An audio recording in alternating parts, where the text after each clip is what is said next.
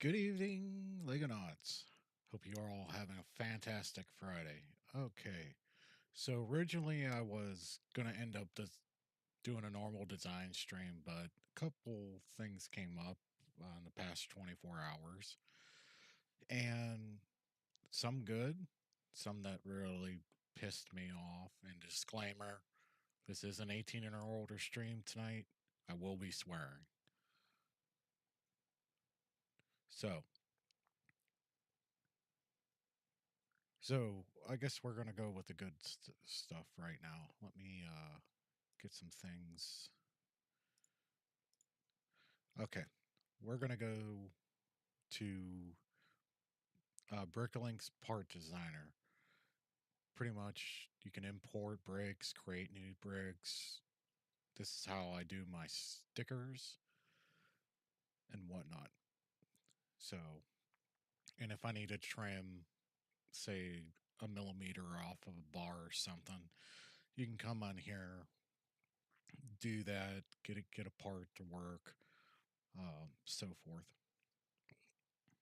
Um, all right.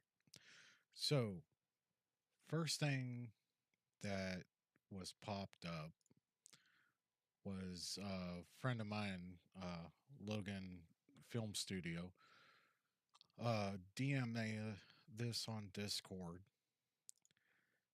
last night. A couple of leaks. Now, what's interesting about these leaks?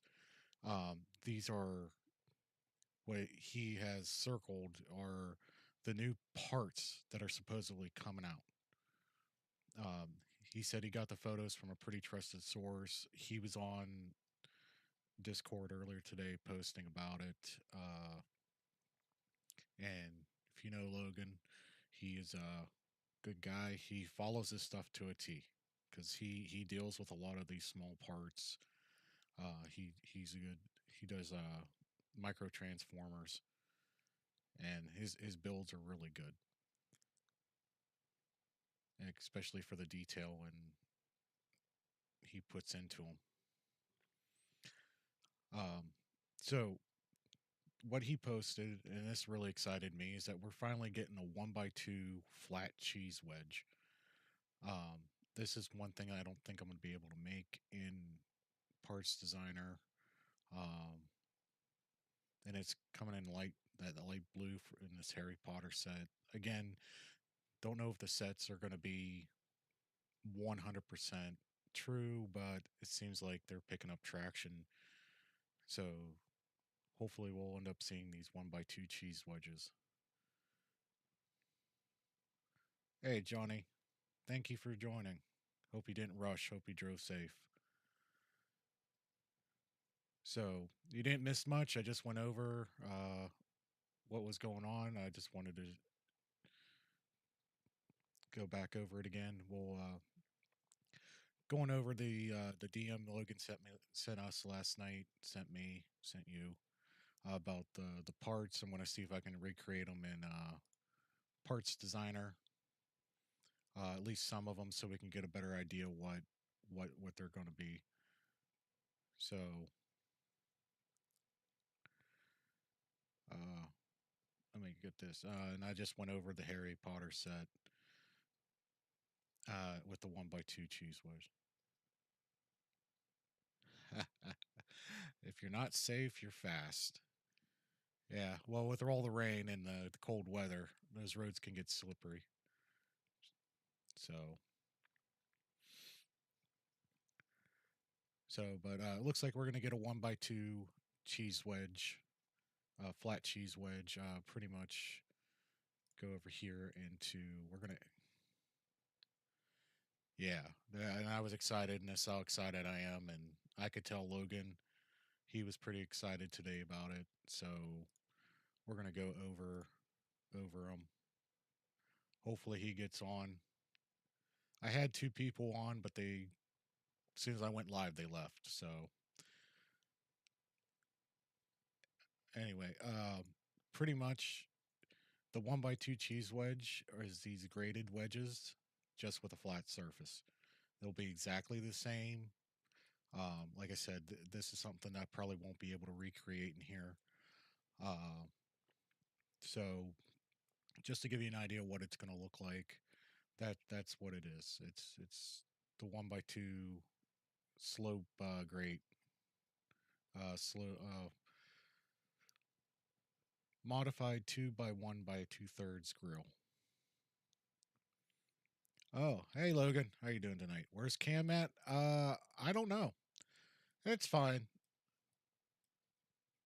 He didn't do anything wrong, and Johnny was just messing with him again. So if he shows up, he shows up. If not, I'm not gonna worry about it too much. So, but this is pretty much what the 1x2 cheese way, and you haven't missed it much, Logan. Um,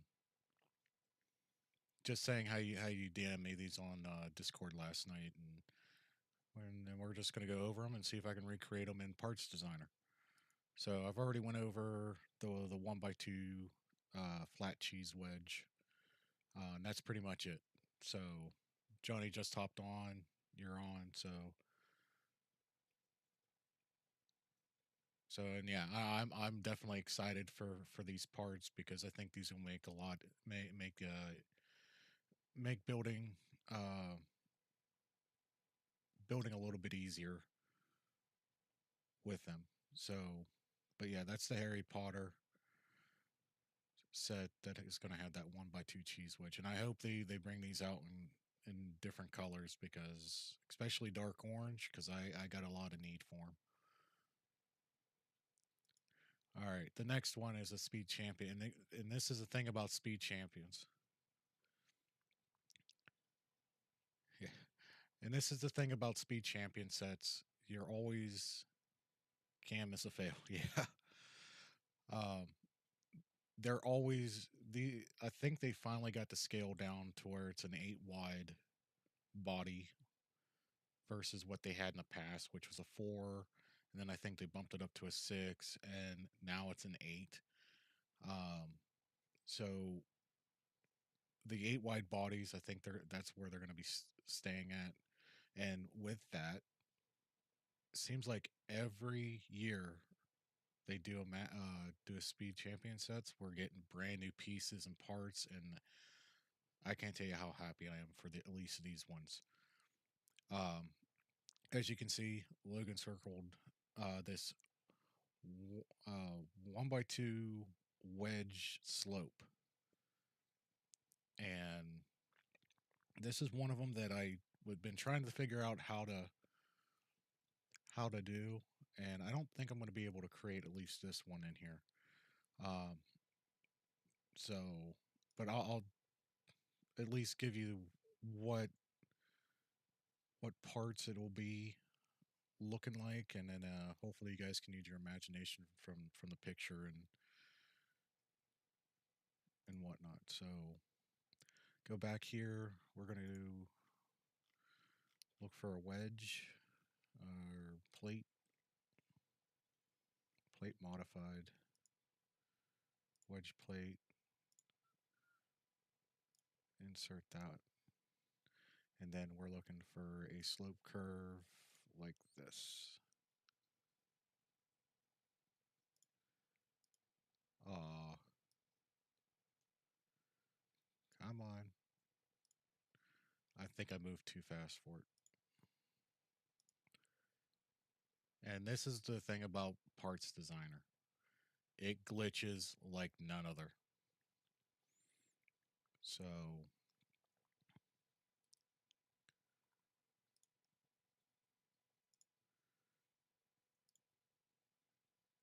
for that, show you my desktop. Open up Parts Designer again, let it all load up.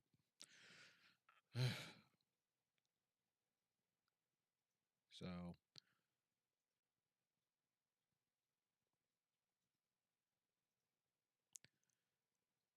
go back to import. Maybe. There we go. Go back to import. We're going to do this a little bit slower. We're going to find that plate modified wedge plate. We'll do this.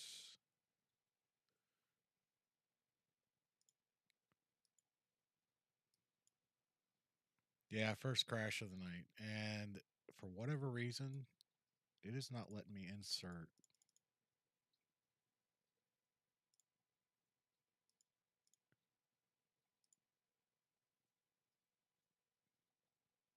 that part. Hmm. Because I can tell you right now, Parts Designer has not been updated at all. They actually kicked it to the side because I guess they don't want people being able to create their own part, and then people are trying to figure out what's going on, which will bring me to the second thing that, on the opposite end of excited, it kind of ticked me off today, and I think it needs to be talked about. Um, yeah, it's not, Studio is not working. So I'm gonna have to,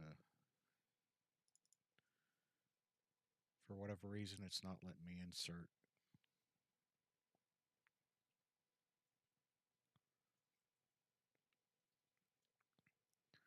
So I'll try it a different way.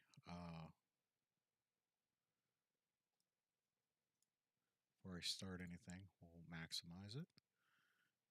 We'll create new. We'll go down here. Uh, just start from scratch. And we'll go to import. It takes time for whatever reason. And then we'll go to studio part. We'll go by bricklink category this time. Maybe that's the issue. Uh, and then we'll look for that wedge plate. Uh, Plate modified, decorated. Nope. So wedge plate. We'll go here, and no, it just glitched out on me again. Decorated part, studio part. Oh, I can do that. Let's see.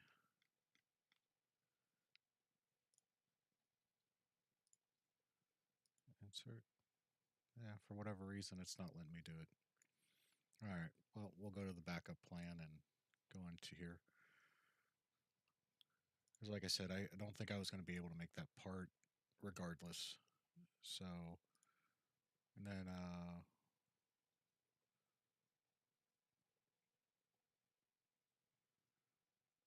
yeah, painful. And then we'll look for the tan. There we go. So, pretty much what it is, what that part or piece is, it is a, it kind of mixes the slope 1 by 2, the slope curved 1 by 2, which is these quarter rounds, um, and the wedge, these 1 by 2, or the 2 by 2 wedge plates. It merges the two together, giving us a slope curve, which is amazing. I cannot wait for that part. That's gonna open up a lot of being able to build fuselages and rocketry. I know give you a lot of that work. The only problem is that we're not sure if this is a sticker or if it's going to be a printed piece. So I think usually on Speed Champion sets they're mostly sticker pieces. So yeah. Oh, let me. It's only two plates tall, but that's what it is. Well, we'll have to see.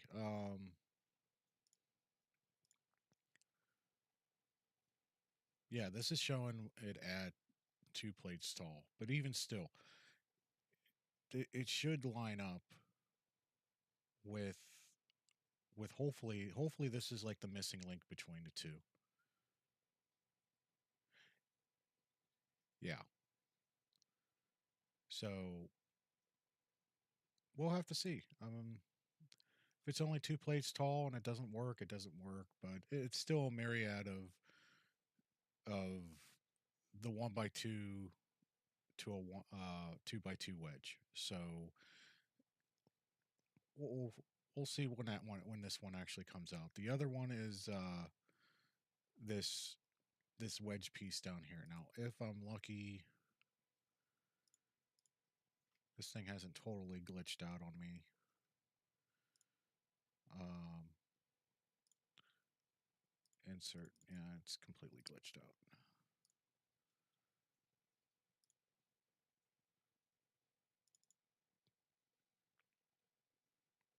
So, and Parts Designer or not Parts Designer Studio had an update recently, and when Studio has an update, this kind of works off of the Parts Designer kind of works off of Studio. So chances of Parts Designer working with Studio with new updates is very slim, and then it's about a month or so afterwards before we even get an update, if there is an update for this, if people complain enough. So we're going to go back to import. We're going to try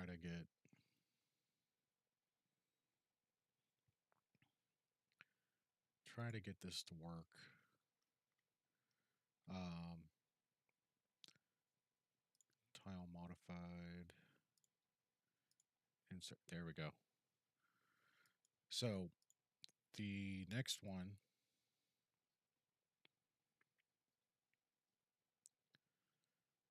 uh, the next one is this guy right here.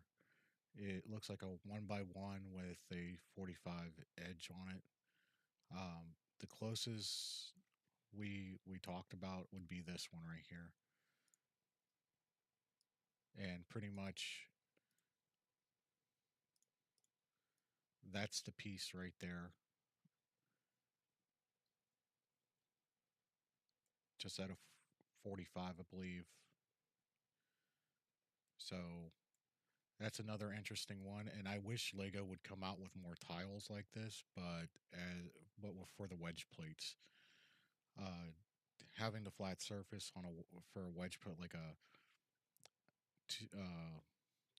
2x3. Uh, Let me pull up the import so I can show you guys here. Studio part. Hopefully it doesn't glitch out on me again.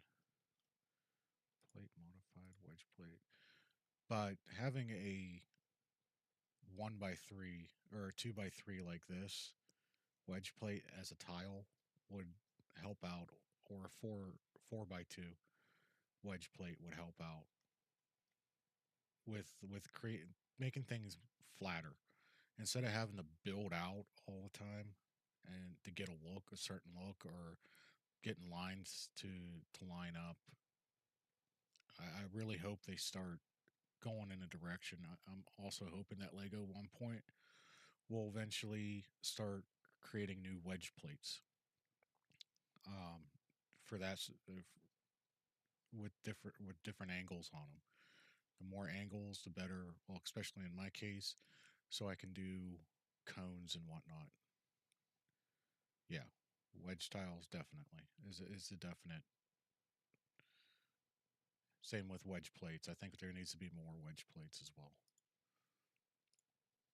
So, but those are the two on that one, and then the third one is this guy here, and I can't tell you how excited I am for this one. This is a 1x4, a single 1x4, I believe. More wedgies, yeah. So this is a 1x4 with a wedge on it. Now, they have a part similar to this, and I've waited for this part for some time now. And it's a slope curve.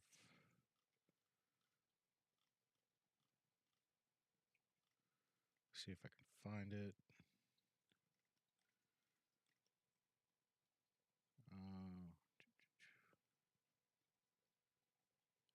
might be under wedge.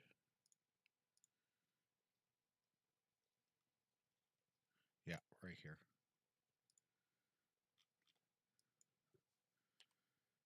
So essentially, this is what that part is going to be. It is, even though this is a three, it's gonna. It looks like it's gonna be four long. Um,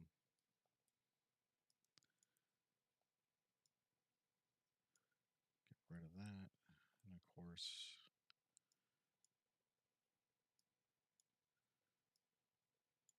play a little trick here.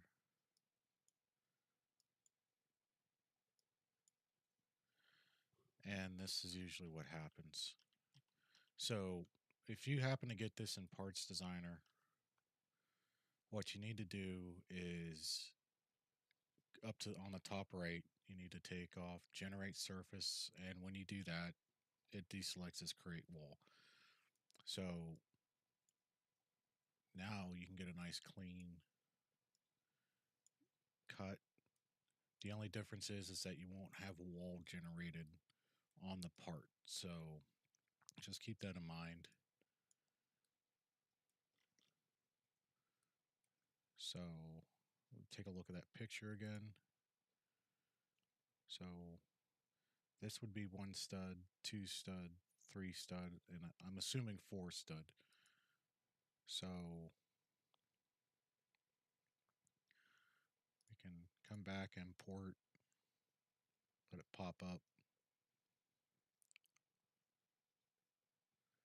Studio parts, slope, curved.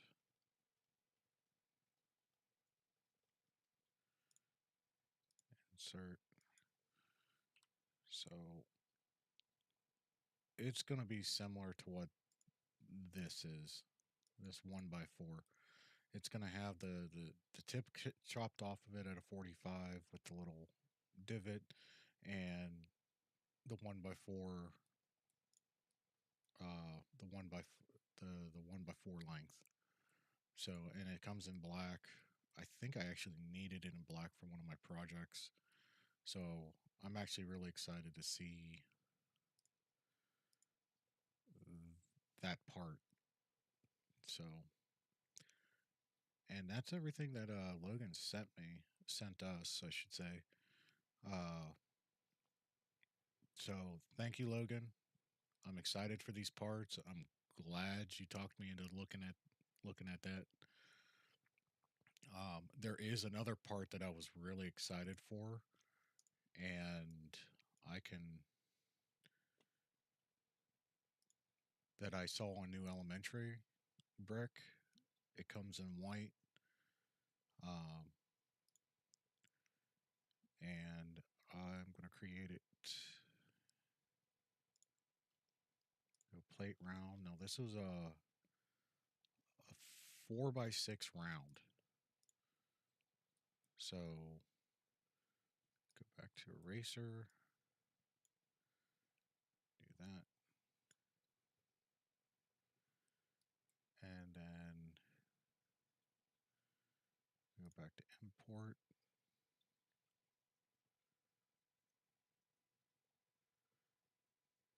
Studio part, and we're going to go plate,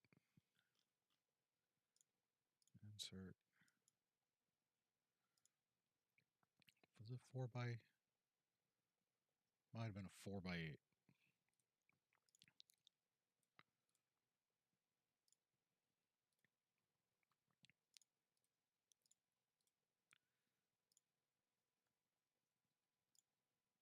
Was it this? Now I'm doubting myself. Well, got this. Get out trusty Google.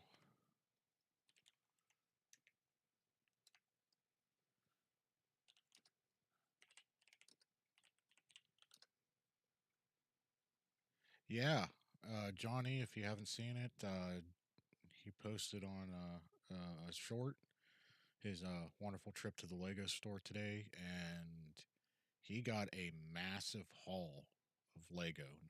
Now, were those gift with purchases, or were they like were a couple of those kids separate pushes purchases?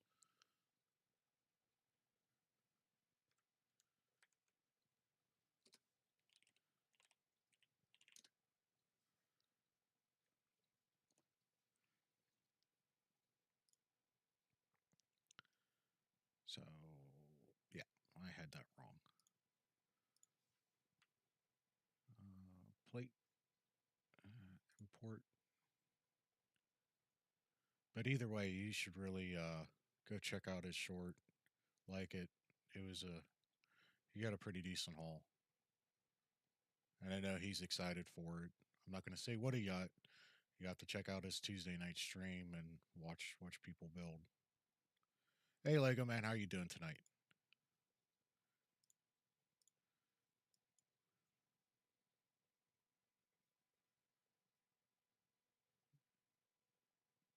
Roughly form. Yeah. Okay. So they were gift with purchases, and I actually like the ornaments. The ornaments this year. So and okay. So another new part is gonna be this this 4x6 without the holes. As you can see here, right here, that's exactly what it is, and I think it might actually have some unique function. I don't know how it would pertain to me, but I was excited to see at least an oval piece um, going on, and that's most of the other stuff are pretty much recolors for November. So there's that. There's that. So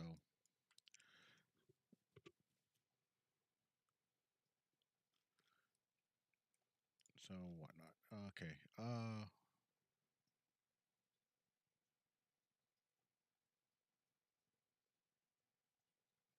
Fireworks. Ooh.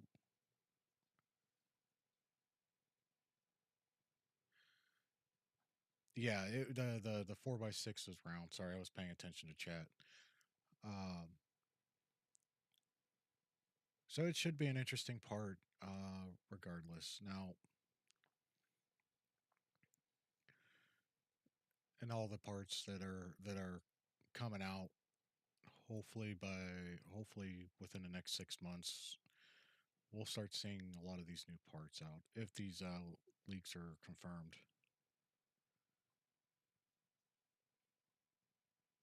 Oh, the December list came out today too. Okay, that was faster than expected.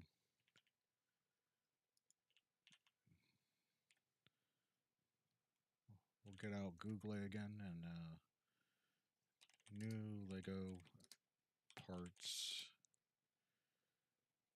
2020 December 2023.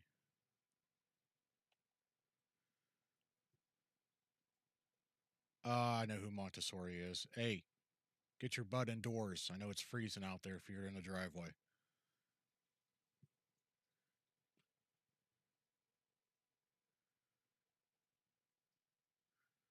So sorry. That is Mrs. Vab. I've asked her a bunch of times if so she had to work late tonight for whatever reason.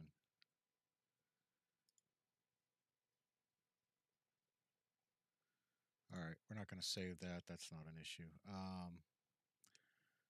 So new elementary. There we go. First came out today. So we're going to take a quick look through here. Looks like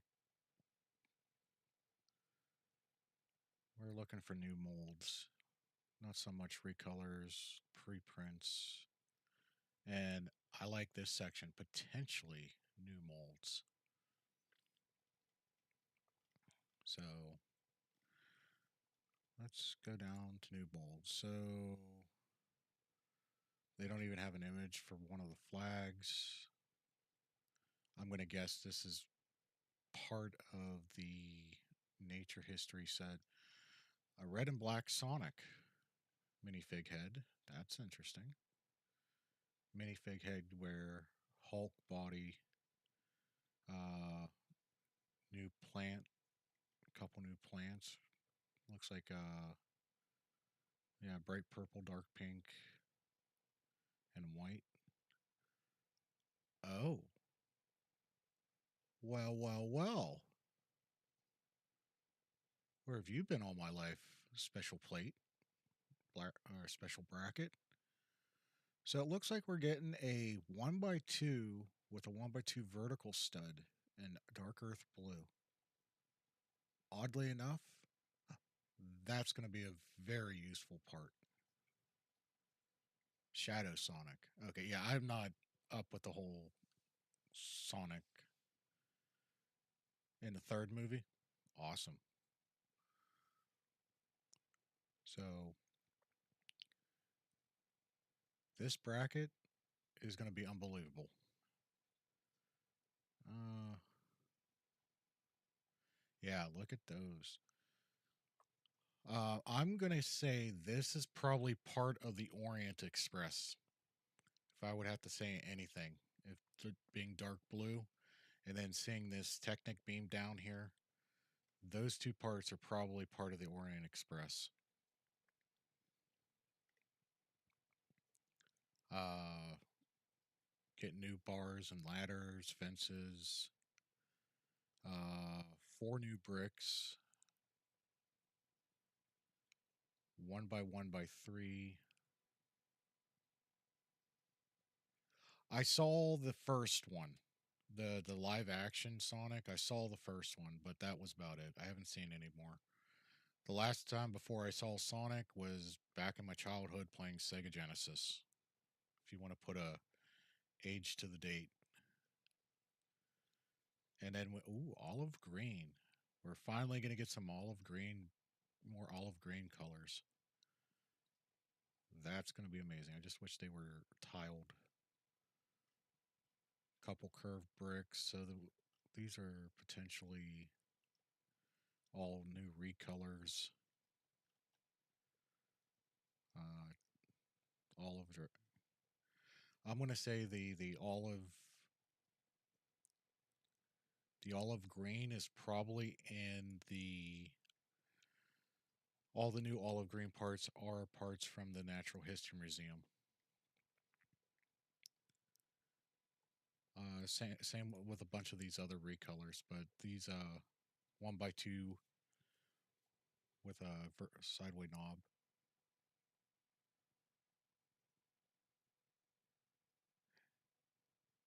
Really? Now they just didn't have them up for sale, or they just weren't selling at all.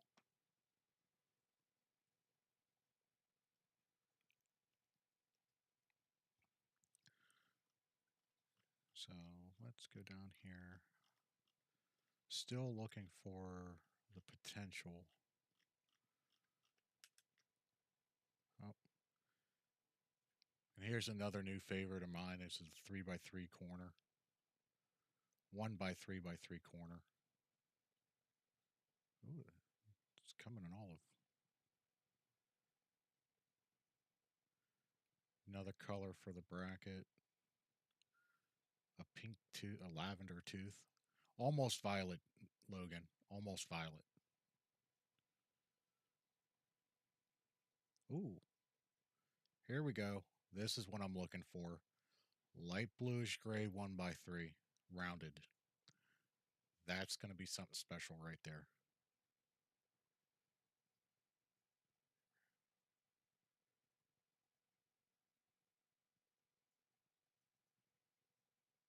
Wow. Yeah, everybody I'm sure was looking forward to that modular. The Natural History Museum modular. I actually stopped myself from watching Fick and Brick and Cheap Ass Bricks stream the other day as they were building it because I was waiting for you to start your build with it. Uh, I just stopped in, said hi, and then left. I believe that was Wednesday night.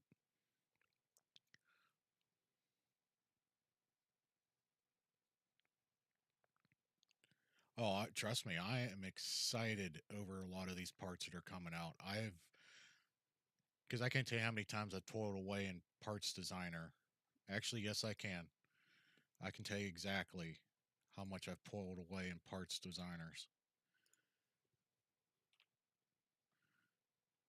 So, and I've actually cleaned this list up quite a bit, trying to figure out how to chop and how to do different parts, creating parts before they hit studio. Um, and there's your favorite part, Logan, the 3386. Adding stickers. A lot of this stuff is just adding stickers.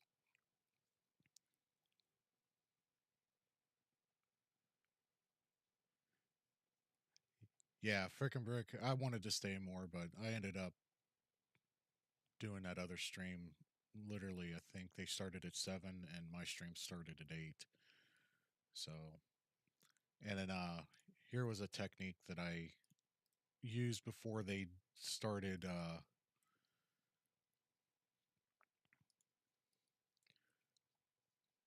before they put in reference photos. This was a technique I used using Parts Designer to somewhat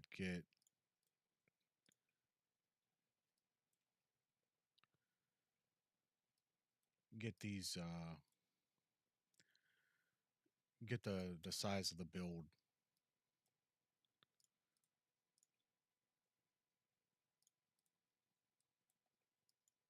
And then some of them, there we go.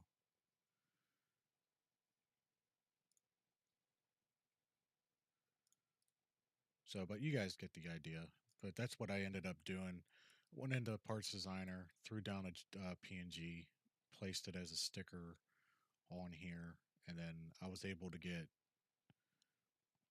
my size and try to make it into a 3D model. So, but yeah, this is a lot of it's sticker, a lot of it's not. So, just going in here and creating and destroying Lego, having fun with the program, seeing what I could do, what would be willing to modify, what I wouldn't, then coming up with a better idea to that way I can skip the modification altogether. Um, but this is how pretty much I was able to get my stickers on my parts, which I do plan on starting to do a tutorial season series uh, once I get used to working with DaVinci Resolve, getting recording, transferring it over, figuring out how to voice over on several things, and then from there, timing, creating a script, that sort of thing. It's all I have to get used to, and I'm only just now getting used to recording a video without sound, sending it over, and making little clips out of it. So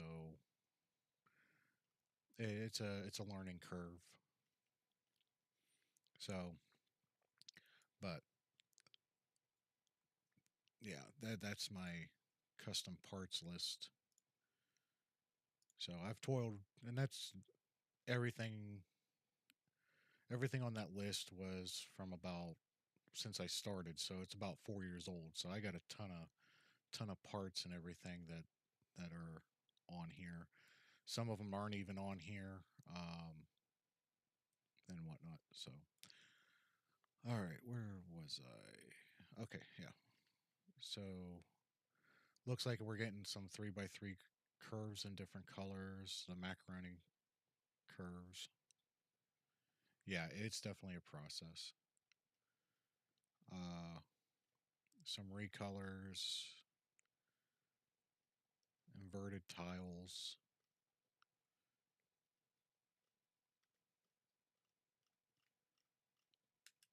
Just going through here. Yeah. So that bracket is in the Emerald Dream or the Orient Express set. Yep. So that would be interesting to get that set and be able to get that bracket.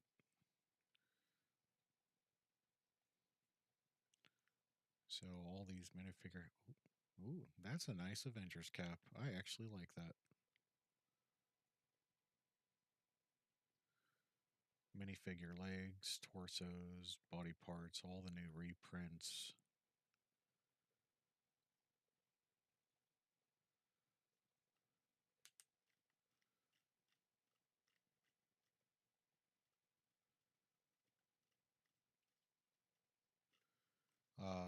Looks like you're getting some new Mario sets. Museum pure, yeah, yeah. Some new prints.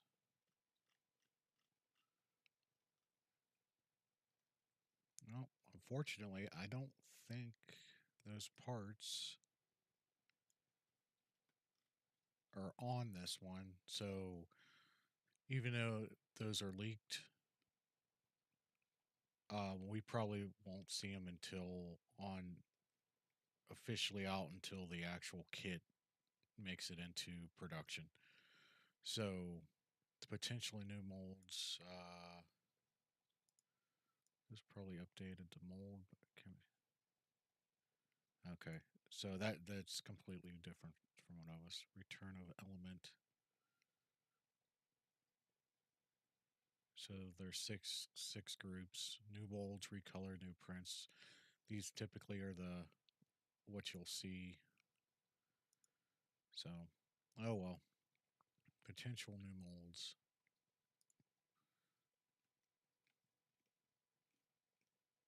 and brick wedge. Those are just recolors. I don't get it. Anyway, all right. So now what I'm about to get into, I'm not trying to defame. I'm not trying to do anything. It's opinionated. Um, this was brought up earlier this morning. I'm not going to say where exactly this article popped up, but we talked about it a little bit. But this was on Brick Nerd. Now, Brick Nerd does a lot of good techniques. They have a lot of good articles out here and whatnot. And what caught my attention was Hacking Studio, how to get better renders like Blender. So, and if you want the link, I can post the link. I'll pin it in there, pin it in the in the comments a little bit later on. But pretty much, essentially, what this whole article goes about is getting the getting the renderer from here, and they do an excellent job at explaining uh,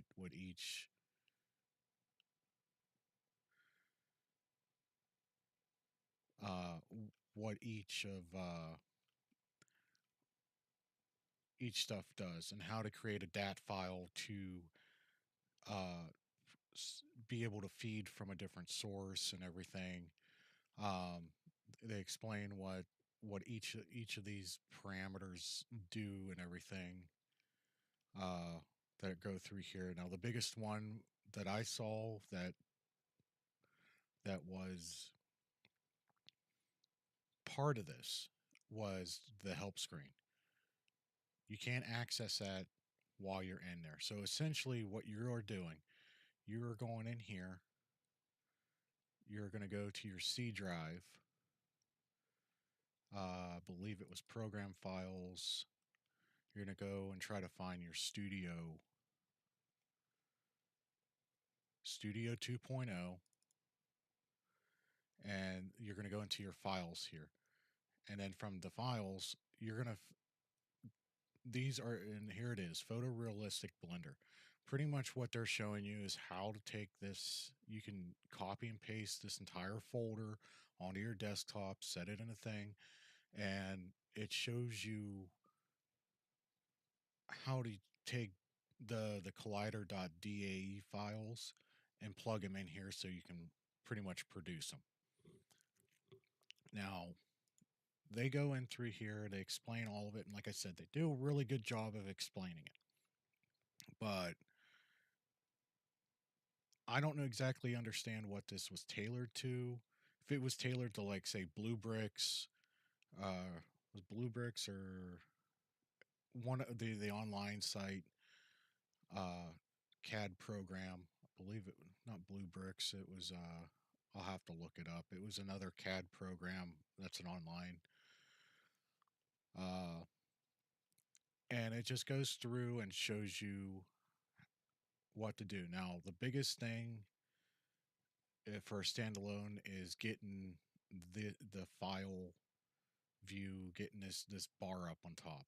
When you do render, you don't have access to this, and they take you through what each one of them does and what was really, and they explain what's going on. Now, this is actually a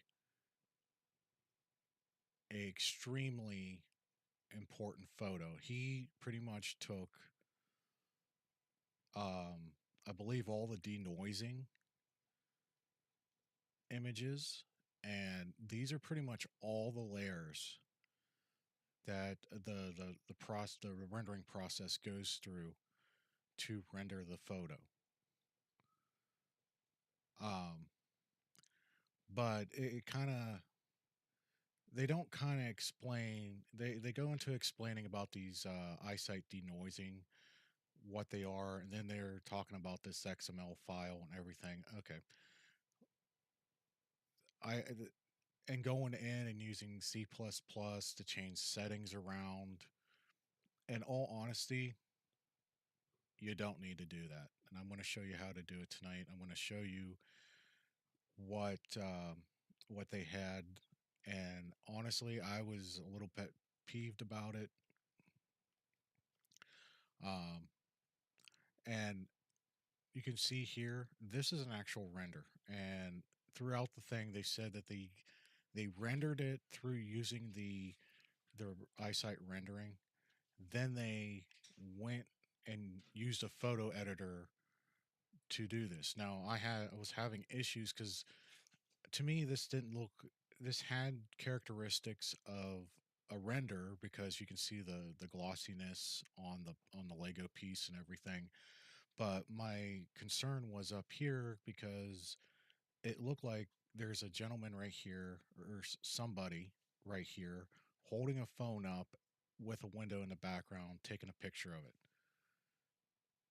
So, but then it gets negated because then you get a 1 by 6 piece that doesn't come in trans orange, or excuse me, trans red. So, and then on top of it, I tried recreating this, and they also did this on a white background with doing a white background. So this definitely has been photoshopped. I think they might have put in a couple other things. This could have been part of the process too. Like I said, I tried recreating it. It didn't work out for me so much, and then because I didn't make this exact thing, I didn't feel right copying and going through the process of recreating somebody else's design.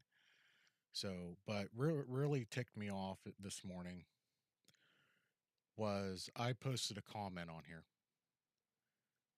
asking about what are um, I pretty much asked what the perks to, other than having the help that the menu bar, it being a standalone product. I mean, what's the difference? Isn't yeah, and I literally typed it up there because I mentioned it in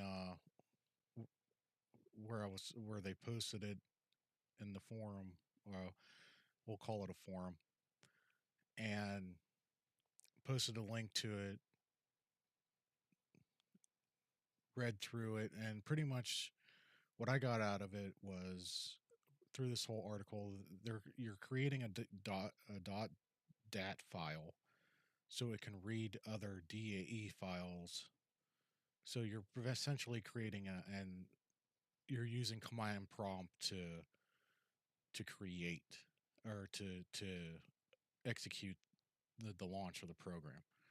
So long story short, you're making a standalone. You're making eyesight renderer, taking it out of Studio, make it in a standalone application.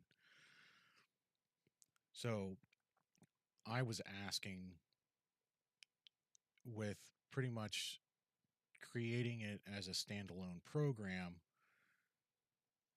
what were the benefits to doing that other than the help file? And and to be honest, I was getting similar results without having to do pretty much anything in this entire this article here.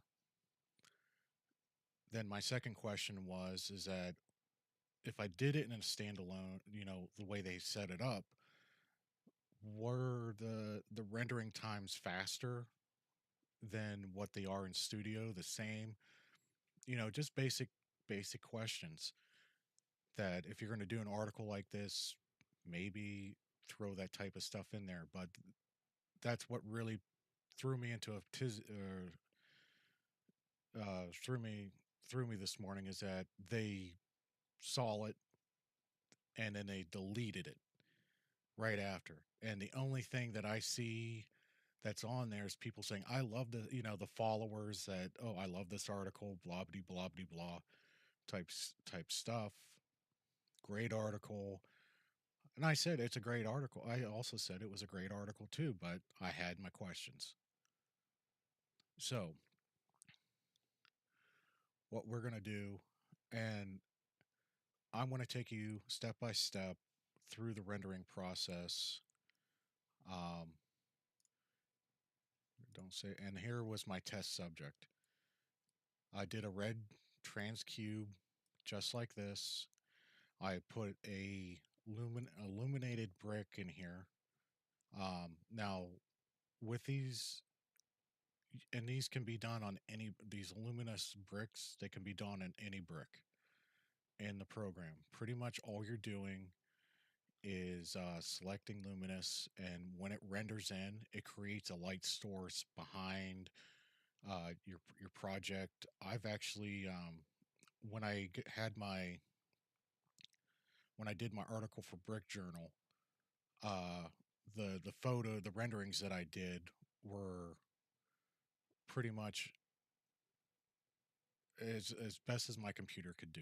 I'll get into it a little bit more, but I literally created a light that would sit behind where you would be, and it would illuminate the areas just to be able to see inside. Because when you render it, it takes in the count that there's a roof that you won't be able to see much. So I tried illuminating it as much as I can. But that's what these illuminated bricks do uh, within the program. And you can do glowing. The glowing is like a soft color. Luminous is the bright. Um, and they even have it in here render only. So when you go to render it, it'll pop it in. So and so what you're going to end up doing is you're going to get your build. You're not going to do anything, and you're just going to hit render. Render will pop up. Will bring up a pop up for your rendering, and you can change this. You can center it out. You can do it here. Move it around.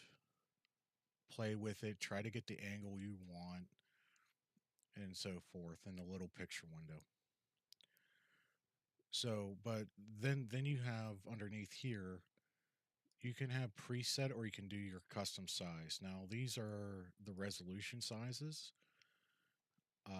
Typically, 19 to 20 by 1080 is a typical monitor screen size.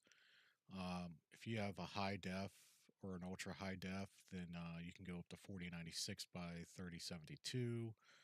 Um, and that's if you have taller, and then you can also change the. That's if you have uh, taller or wider things you can go. It all depends on what you want, what you want to see in your photo. So I stuck it at 1920 by 1080. And then you can also do the orientation, whether you want it horizontal or vertical, however you want. So, and here, this is why I said that article is just clickbait material. You're not really hacking the program. You're just creating a file so another file can read it and then it can be rendered. That's all you're doing. And that's another thing that kind of ticked me off about the whole article because it was meant to be nothing but clickbait. So, what I'm going to show you here, these are going to be the settings that, and it's really just one setting that you need to worry about to get the ultra realistic photos or renders in studio. So you're going to come up here. There's three. So it's automatically going to come up to photo real. Now you do have POV ray. What POV ray does, it creates more of a when you render it out of POV ray, it creates more of a instruction type manual type of photo. So it has that flatness to it. It's different type of perspective. It has more of a flat to it. It doesn't look good. And then they have its meetings. You can do ultra, whatever you feel custom. It doesn't really. It pretty much is a set thing. I think they took it more from LDD or yeah Lego Digital Designer when you go and create renders and whatnot. So the other tab is animation. Now, what animation does? It is creating legitimately. Uh, it renders out one picture at a time. It's essentially stop motion, and when it's done, it takes all those um, all those photos that it rendered out and puts them into a dot move or MP4, whatever, however you have it set up. Um, so you do a stop motion, and this takes forever to get done, especially if you're doing like 60 frames per second. So one frame, so you figure you got 60 frames and you do a 15-second turn, and really the only animation in this you're getting is like you do, like it says here, the effects. You can do a building sequence where everything kind of like falls down like rain and into place. Um, you can have a full sequence on how it's done. You can have it as it's falling down. You can have it rotate in one direction or the other, and how fast you have it rotating. But that's pretty much as far as any type of animation. That's really all you're going to get out of this. It's just a rotational just to do like a 360 around it. It's great for doing file small movies, small clips. It'd just be something great for YouTube Shorts if you're looking to show off a design and whatnot. And again, you can go through here, set up a camera, um, go in, set up your device where you want to render from. Um, Now, if you have a pretty beefy computer, I would, especially one with, I have a Threadripper with 32, was it 32, 36 cores, something like that. I leave mine on CPU. The downside with doing CPU rendering is that it pulls from all the resources. So if you were to do the CPU and you have like a video running, your computer is going to drag that video down immensely. Now it does buffer to a certain point, but you can tell that your computer is going to be lagging quite a bit while this is rendering out. Um, Again, camera setup. Now with the GPU, I've tried it with the GPU. For me, it's too slow. My CPU just does it way faster than what the GPU, and I have an RTX 3070. Um, but I'm still not getting the speeds that people claim they get with rendering. Of course, I don't know fully what their settings are and how they're doing it, but I tried doing one of my larger builds, and it literally said it was going to take almost 3 weeks to complete all the files, and that's rendering 24/7 for 3 weeks. So, and then you got your material effects. You can do Stug logo, you can do UV decoration, scratches, and then the file format, how big you want it. If you wanted the 1920 HD, 1920 by 1080, or if you want to go 4K, you can go up to 4K if you really wanted to. And again, you can have the control to do it, and then it will place it in the format that you want. You got a .gif, MP4, .mov, PNG 8-bit, PNG 16-bit. So yeah, it's a bit long, but you're not also considering how much power that's using on 3 weeks, 24/7, and your computer's going full speed. The power it's draining out of your plug, it's just there's too much that can go wrong. But if anybody's looking to do stop animation or stop motion, excuse me, stop motion animation, you can do it on here. All you just got to do is figure out how many frames a second you want, how many frames you're going to do, how long is it going to be. So if you're doing 60 frames a second and you want to have a 15, so 15 times, get my friend the calculator, 15 times 60, you're looking at doing 900 renders for a 15-second, 60 frames a second for 900 renders. So, and then every frame is going to be a tiny bit different. I'm sure Logan can say this. I think he's done a little bit of stop motion. Um, uh, Trying to angle. I know Kodiak Bricks is doing this. He's got a pretty good video. He shared with Johnny and I what he's trying to do, but he's doing exactly the way I'm trying to explain it. And you go in, you render one, you come back out, say you want this to move. Now turn off collision. Say you want that to move out. What you wouldn't do, um, well, I'm just going to make it black for real quick. Um, say you want to move it out, you're going to move it, you're going to go to your fine grid, and then you're just going to one, uh, oop, wrong one. That would be a render.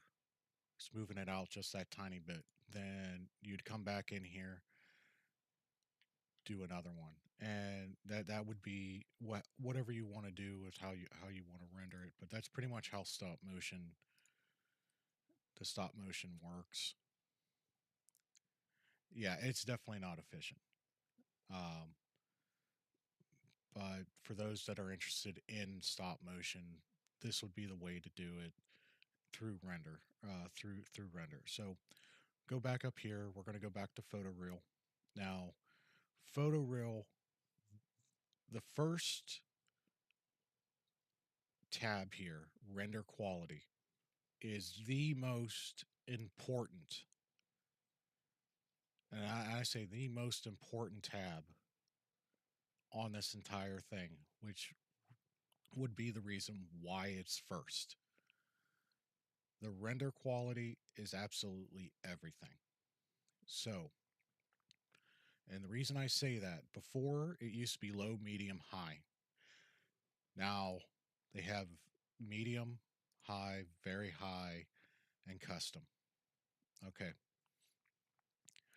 What these samples are, and if you have a printer, if you read through the manuals, they talk about DPI, or dots per inch. Really, it's DPI squared, dots per square inch. In this fashion, you're talking about pixels per square inch. So, and I can do a quick render right here. Um, we'll talk about the settings a little bit more in detail here, but I'm going to do a quick render. Um, and I have some samples to show you a little bit later on. And I believe the medium was 128 bit. I just named it. I just did resolution scale, how many samples, and that I have a light source in this. So we're going to say that it's going to pop up the access to the eyesight renderer, and on the top here,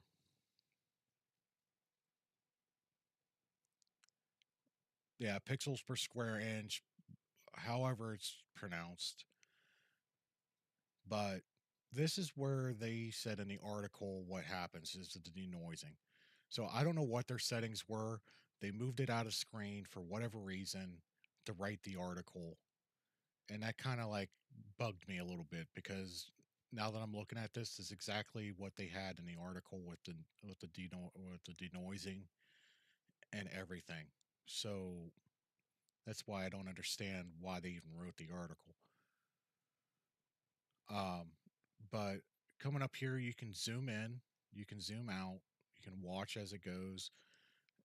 You have total tiles, whatever. There's 510 tiles in the 1920 by 1080. It goes through rendered because you can see it's filtering. So I'm going to try to hurry up this a little bit.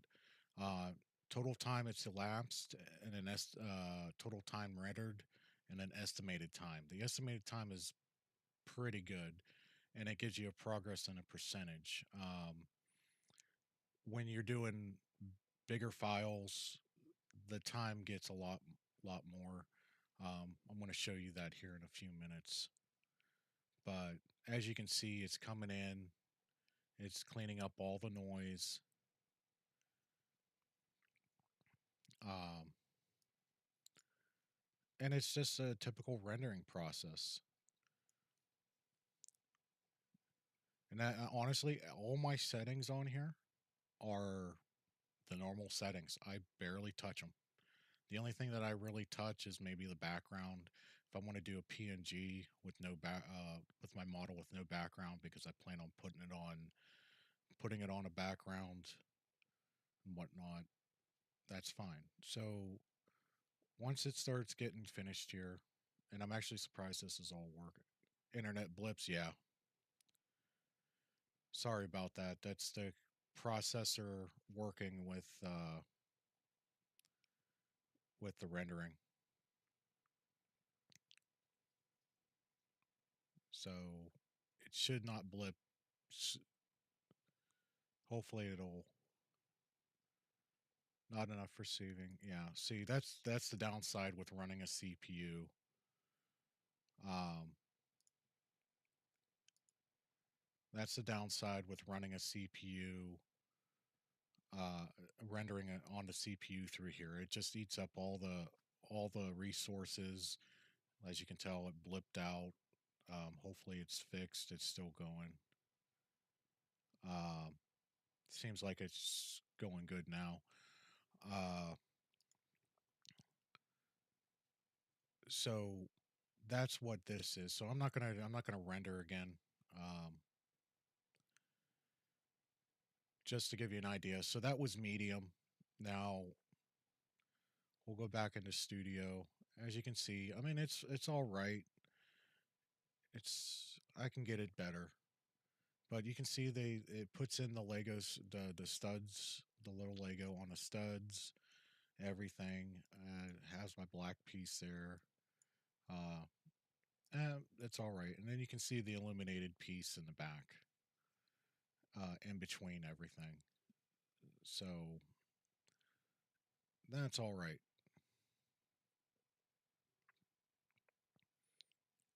But the thing is when you're doing larger builds,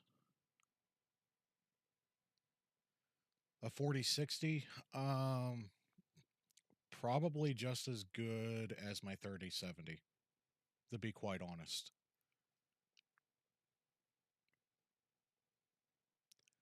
So, but you also have a laptop.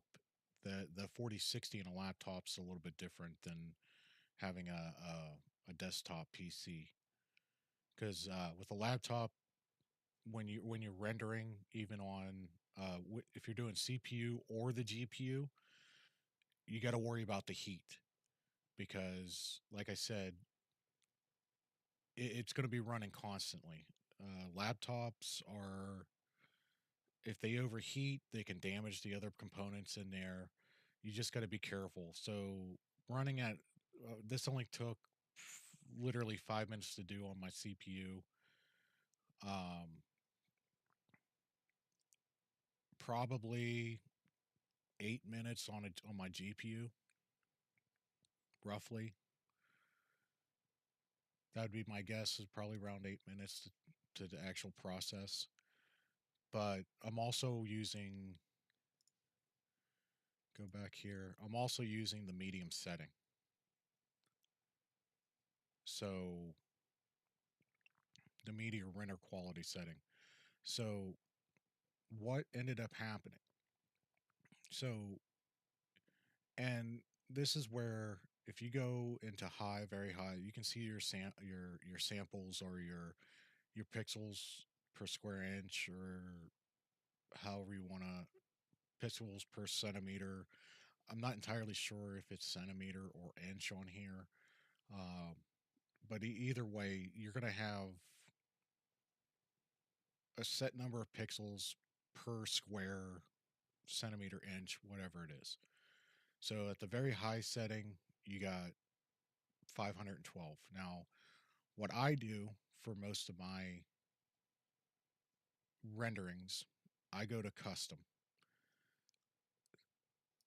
And as you can see, I actually rendered out a couple more here, but I normally set mine, and I feel comfortable with 4,400 samples per the square, whatever. So, and then you could do it as high as you want, as low as you want, but I think after a certain point, it kind of becomes pointless, and you're just wasting your time. And the sample, and that's where the big thing is. That's why I say this is the most important thing. It does the rest of the settings are whatever you want, but this is the most important thing. Is for render quality is the samples. This is what's going to define. People are going to be wondering if that was an actual build, and or is it does it look like another mock? When I first started out, I played around with it and I found that the 4400 samples worked for me. When on my Facebook page, Lego NASA Vab, when I was rendering, I was doing it everything in 4400. People were asking me, "Is like how can you build that fast?" And I said, "These aren't builds. This is renderings." And they couldn't believe when I mentioned that they were renderings how realistic it looked. Um, eh, so, and I think a lot of it had to do with light. But like I said, most of my settings I don't change. The one setting that you might want to change is if your light follows the camera. Um, like I said, you can also do transparent background, but then you need to come down here and change your format to a PNG so you can get that taken out. But other than that, I really don't mess with the settings too much. And people are wondering how I get what I want. I mean, you can see I have three colors. I have a white background, uh, say a dark bluish gray background, and a black background. Those are the only three colors used that I've used in the past 4 years of doing this. Um, Now, intensity. This intensity also, if I'm not mistaken, there's a luminosity intensity, but this is for your the light that follows the camera or the light above the camera. You go too high, it's just like changing the saturation or the gamma on a photo. It's I believe comes standard as a one. Sometimes I tone it down to an oh 07, point oh 0.07, or no, excuse me, point 0.7, just just to get the because I think even one's a little bit too intense. The intensity on a level one is a little bit much. So again, you got your device settings. You could either do CPU or GPU. I keep mine on the CPU, but you can change that. And here's where you can do the camera setup. Now, in here, I think this is a little bit more if you were trying to do animations. You can set up your camera uh, and keep it set up on the same XY coordinates, field of view. You can change your field of view on this one, do a 50, or if you want to keep it at a 10, that's 0. Keep it at a 10, keep it at a 5, just keep it at 15. And then, as you can see, as I zoom in, it will change the zoom scale. Excuse me. Um, and then the pan, like I said, these are just the XY coordinates. They'll change as you move. But if you find a spot that you want to look, or say you have a scene or something, you can set it up to where it's just that flat on look, kind of like that, and then have your parts and pieces move. But again, you're going back in, switching up the parts and pieces, and coming back in here, doing a render back and forth. Again, definitely not efficient. Material effects.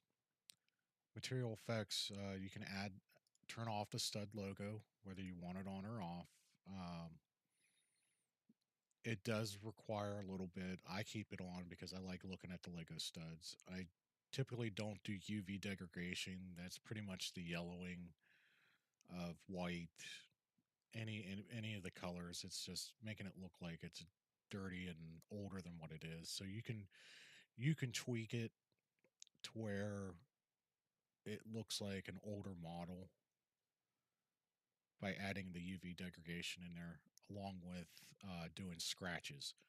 So parts that got banged up, they have they had the little nicks and on the edges, or they have a nick right in the center. You can set that all up in here and actually get a real rugged looking model that's been used and played with. But going back to this, the samples, like I said, most of my stuff, if you go on Flickr, is done with the 4400 samples. And even today, I still get people asking me if it's a built model or if it's a rendering. I typically, I've learned to just say these are renderings from the get go, and that way I don't get asked the question a million times over. Now, you can go up to a higher sample rate, and this is what they look like. That's not that's the 128 sample, and just to use it, just to show how certain things are, the reflections and everything. And I'm pointing this out now just so you can kind of get a gander on it. I was having this issue earlier. I couldn't open these up multiple at a time and be able to zoom in. Uh, so so here actually I did a 44 one at 4400s uh, samples. You can tell it's a little bit sharper. The lettering, the lines, the the reflection in the Lego pieces. They have a little bit more waviness to them. But again, you're going to be going from say 512, which is the highest. You're going up to 4400s per square. So these are going to it just makes things a lot sharper. The denoising, you really don't need to change any denoising, but once I get done explaining all this, I'll show you if you want to change the settings. I'll show you how. Um, but that's 4400. Um, Now I did one at 8800 samples.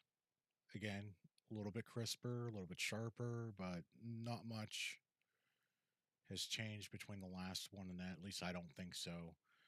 Um, whatever you guys think, that that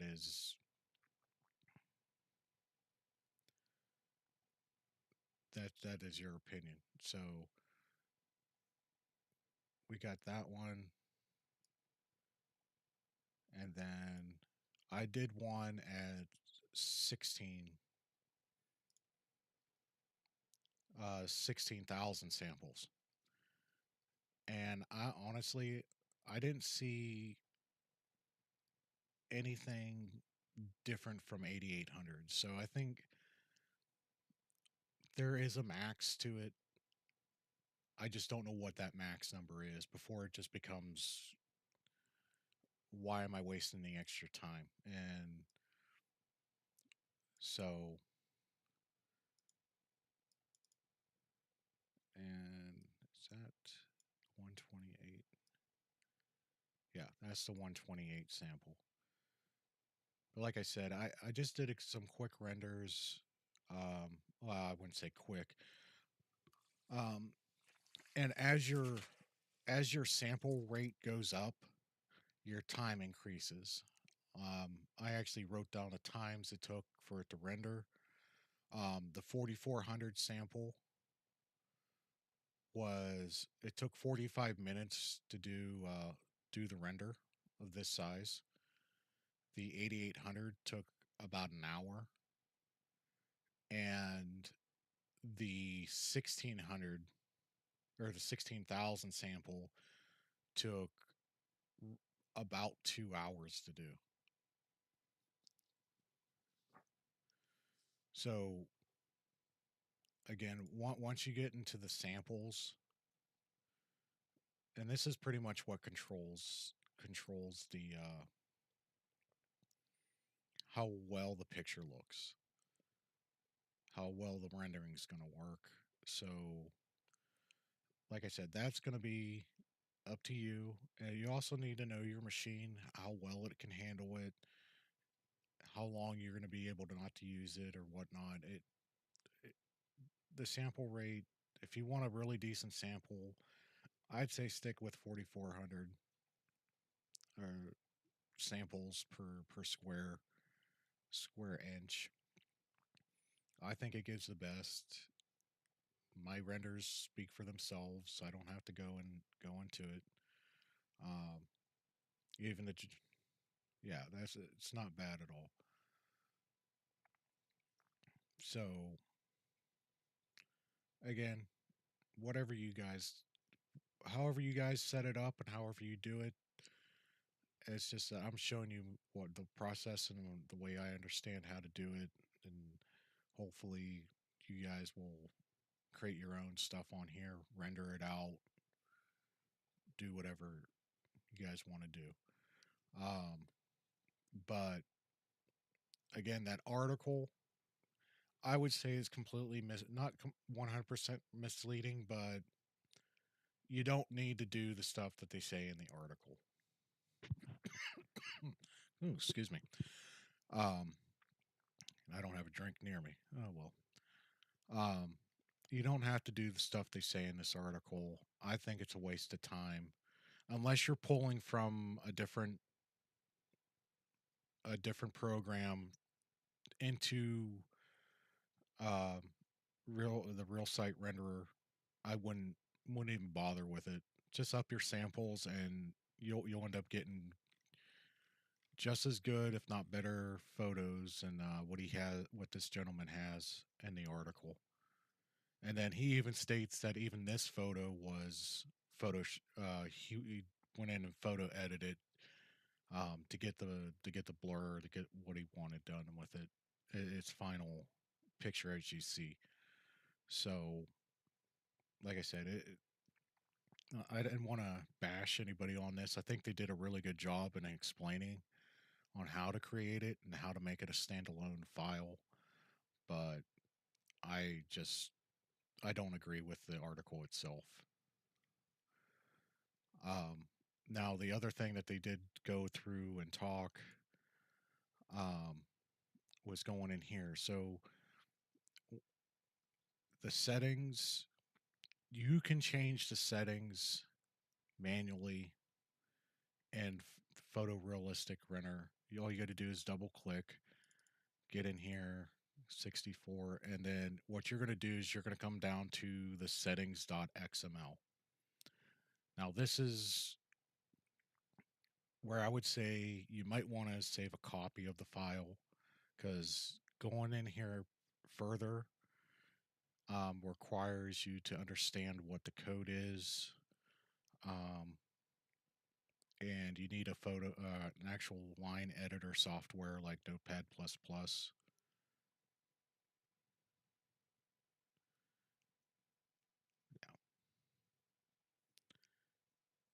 Yeah, it's a good job, but it could have been done better. I think they omitted a lot into it, and their title for it is definitely clickbaity, and I think it will mislead people into thinking what it actually is. So, um, but we're gonna if you go into settings, and I have no Notepad plus plus. It's a free program you can download. You can go into Google and search for it. Um, this is a tool that you use um, if you want to modify computer files that use C++ or I think Python. You can even edit some Python files or JavaScript. Anything has an XML file that you can just go in and edit. I know when I was trying to learn how to do, uh, I wanted to do a map design for Farming Simulator 22 using the Giants editor. Uh, they had an XML file in here, but I never really got into it. So, so what they're telling you to do is they're telling you in the article is to come in here, uh, search. You can search by going find, and then you can type in wherever, whatever you want to find it. And they said it's in the film. They said they have back arrow film. Everything in here. This is what they're talking about is the denoising layers, all those different layers that they showed you, and they even had you go in and add a bunch of other layers to the program. So, and most of the stuff on here is false. They ask you to change it to true. It's like saying, in the coding world, true and false is like saying yes, do it, no, do it, or turn that on, turn that off. So, depending on what script, they'll say either true, C++, um, they go by true false statements. So, and I'm not going to give a full C++ uh, on how to do coding and everything, but this is what you're going to do, and you're just going to, you can either delete it out of there and type true. You can do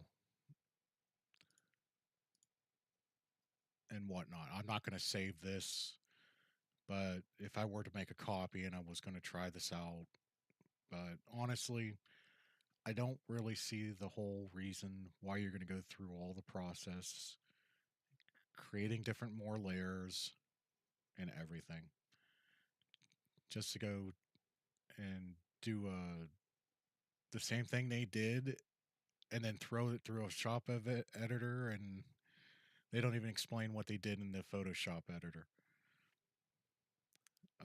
the photo editor, how they got where they were. So it was just, this is the advanced stuff.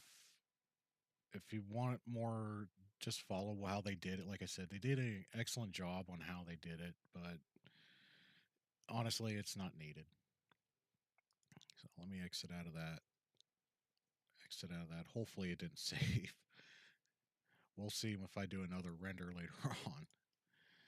So, but yeah, that's what got me all buzzed today. Is the fact that I commented on there and it was deleted, and that just shows me. It tells me that you didn't need to do the entire article is nothing but a bluff. You didn't need to do it. All you had to do, and the other thing in the article that I saw was at the top when they were doing right here. They scrolled down so they didn't show you what samples they were using. There's a reason why they did that because they knew if they wrote this article, somebody was going to call them out about using samples. And that's exactly what I did. I called them out and was like, why would you go through this entire process just to change the samples? So, yeah, and I got a good laugh out of it too when they deleted it. It was not even 5 minutes later. Now,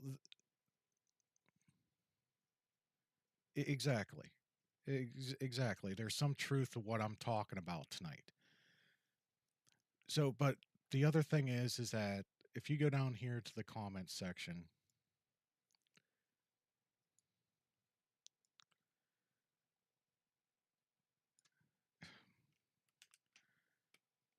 come down here to the comments section. Okay, so I'm just going to put blah, blah, blah, blah, blah, blah. Okay. Now, when I did do it, they might be doing that. See, I previewed it, but I didn't have my name up here before. So I said Kyle, and that's my name. Not afraid to show it. Um, I said I'm Kyle from Vab Workshop. You know, kind of like a reporter would introduce themselves when they ready to ask questions and whatnot at any type of, and then I talk to and explain. Now, do they have a privacy filter where they don't allow that? It could be possible that's the reason why they deleted it. But if they were watching it like that, they could have just taken that out and left the question there. Just saying. But something tells me it's because I didn't, because I pretty much called them out and said this in roundabout terms, saying that this entire article is nothing but BS. So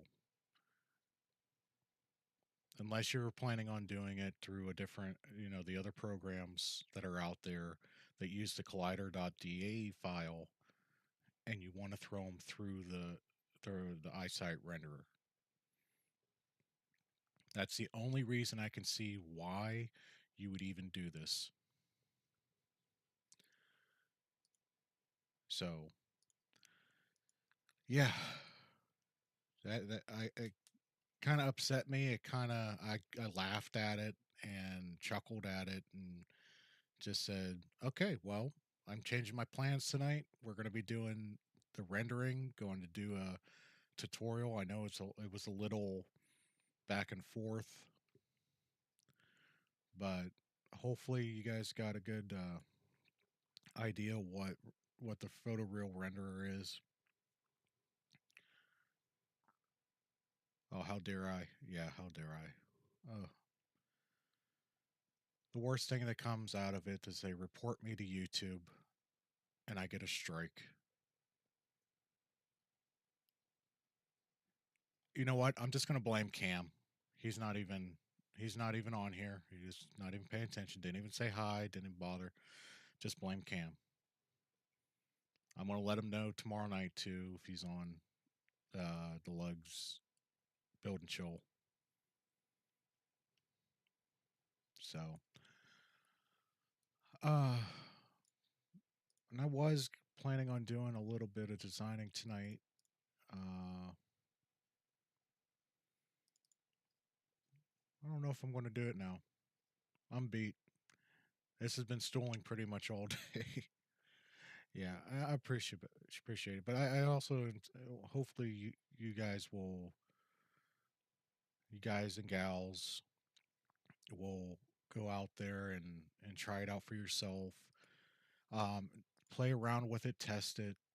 I wouldn't go into any of the files. Just play around with the program itself. That's how I figured it out. That's what how a lot of things are. Yeah, Cam's fault, but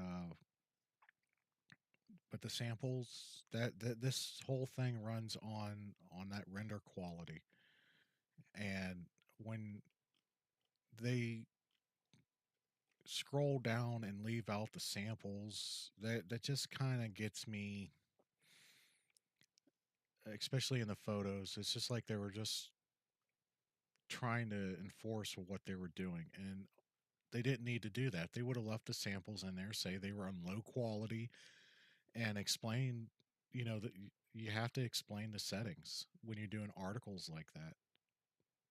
So sorry, not sorry. If you gonna bash on me. I love taking constructive criticism down in the comments below. If I'm doing a bad job, doing a good job, let me know. I I won't learn. Hopefully, I'm learning to do this. Hopefully, I was more boisterous tonight. You should hear when Johnny and Cam, Logan, all four of us get together on our discords for build and chill nights. Oh, we go at each other, but we do it in a fun way. We don't we make sure we don't piss each other off, and we bash each other. That's the thing about being friends.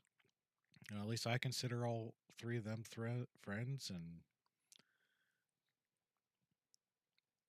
so yeah, no need to be sorry. I'm not sorry.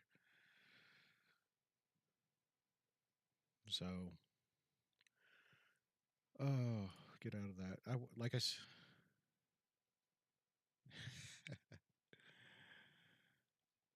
So, but I think that's about it. I need to get dinner cooked. Uh, my plans were kind of thrown up in the air since the missus had to work late tonight. I'm sure she's starving. I'm sure her feet hurt. So I'm going to go pamper her for a little bit and call it a night myself. And hopefully, if you're with the Still City Lug on a Discord, hopefully I'll see you tomorrow night at 7. Build and Chill starts tomorrow night at 7. Um, if not, I'll see you guys back on Monday, back with the instruction maker. I got everything figured out, worked out. So hopefully we can get some work done on Monday. Um, Wednesday we'll be back with SLS, and next Friday I'm gonna keep Fridays up in the air right now. I For whatever reason I'm thinking 3 streams is too much every week. Um, 2 streams I feel like that I can handle, but 3 streams we'll see. So yes, all right, everybody, have a good night. I'll see you either tomorrow or next Monday.